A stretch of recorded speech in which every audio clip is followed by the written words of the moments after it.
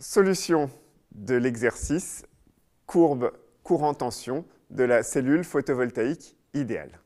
Dans la première question, nous nous sommes intéressés à la relation entre le courant qui peut exister dans un semi-conducteur et les quasi-niveaux de Fermi, des électrons de conduction ou des électrons de la bande de valence, ou plus précisément le gradient de ces quasi-niveaux de Fermi.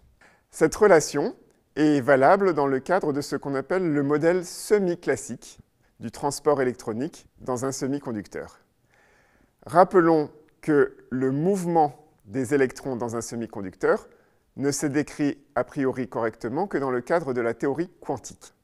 La description quantique des électrons dans un semi-conducteur prévoit que les états stationnaires de ces électrons sont caractérisés par un vecteur K, qui s'appelle le moment cristallin, et que l'énergie totale de l'électron est fonction de ce moment cristallin et d'un deuxième indice qui s'appelle l'indice de bande, qui décrit en fait la bande à laquelle appartient l'électron. Et nous avons vu que les deux bandes les plus importantes pour nous sont la plus haute bande presque remplie, qui est la bande de valence, et la plus basse bande presque vide, qui est la bande de conduction. Donc ça, c'est la théorie quantique de l'électron dans le semi-conducteur. Si vient s'ajouter au potentiel du cristal un potentiel extérieur V de X, on ne va en fait pas reprendre complètement le calcul quantique. Le calcul dit semi-classique consiste à écrire que la nouvelle énergie de l'électron, qu'on va noter maintenant EK de X, devient dépendante de la position, et il s'agit simplement de l'énergie calculée dans le modèle quantique, EK, plus l'énergie électrostatique potentielle liée au champ, donc moins EV de X. Donc il s'agit d'un modèle hybride entre modèle quantique et modèle classique. On l'appelle le modèle semi-classique. Cette relation s'applique à tous les niveaux d'énergie, en particulier les énergies des minima et maxima de bande, dont nous avons déjà vu l'importance à plusieurs reprises, deviennent dépendants de la position. Donc EC, l'énergie du bas de la bande de conduction, s'écrit maintenant EC moins EV de X, et EV, l'énergie du maximum de la bande de valence, s'écrit maintenant EV moins EV de X.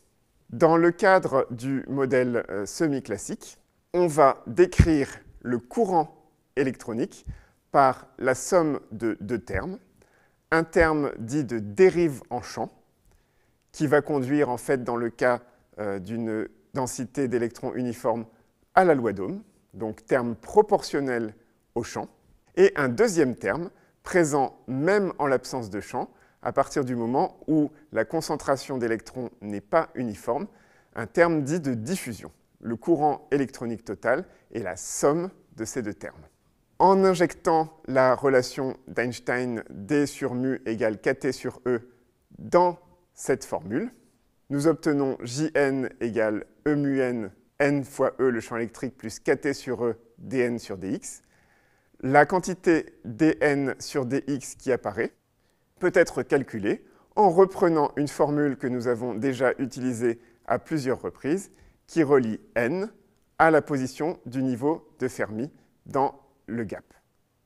À partir du moment où nous avons un champ électrique dans la structure, aussi bien EFN, le quasi-niveau de Fermi, que EC, l'énergie du minimum de la bande de conduction, deviennent dépendants de la position. On obtient immédiatement une expression de la dérivée dn sur dx, dans laquelle apparaît le terme dEC sur dx. Comme nous connaissons à la fois la relation entre EC et le potentiel V de X et la relation entre le potentiel V de X et le champ électrique, le terme dEC sur dx qui est apparu dans notre calcul est tout simplement égal à E, la charge de l'électron, multiplié par le champ électrique. En réinjectant cette expression dans notre calcul, nous obtenons en fait immédiatement le résultat recherché. Jn est proportionnel à la densité électronique n, à la mobilité électronique μn et au gradient du quasi-niveau de Fermi dEFN sur dx. Nous voyons donc que c'est un gradient de quasi-niveau de Fermi qui va pouvoir provoquer un courant dans le système. Toutefois, la formule que nous avons obtenue nous montre que plus la mobilité μn est élevée, plus un faible gradient suffira à produire un courant. La limite de la cellule photovoltaïque idéale est une limite dans laquelle on va supposer que la variation de quasi-niveau de Fermi à travers la cellule est négligeable, et nous serons d'autant plus proches de cette limite que la mobilité électronique sera élevée. Moyennant cette hypothèse, la loi de Shockley, qui fournit la caractéristique I de V de la cellule photovoltaïque idéale, s'obtiendra en fait assez facilement. Il nous suffit de reprendre le bilan que nous avions déjà effectué dans la séance sur l'estimation de la tension de circuit ouvert d'une cellule, en tenant compte cette fois-ci de l'extraction d'un courant. Il s'agit donc d'adapter le bilan que nous avons déjà effectué.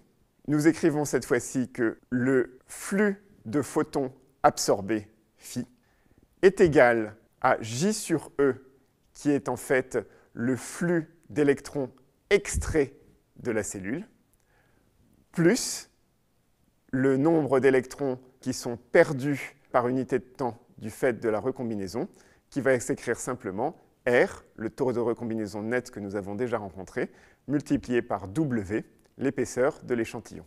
Nous reprenons la limite de faible injection que nous avons déjà étudiée, où l'on peut écrire R sous la forme delta n sur tau n, delta n étant la densité volumique excédentaire d'électrons de conduction.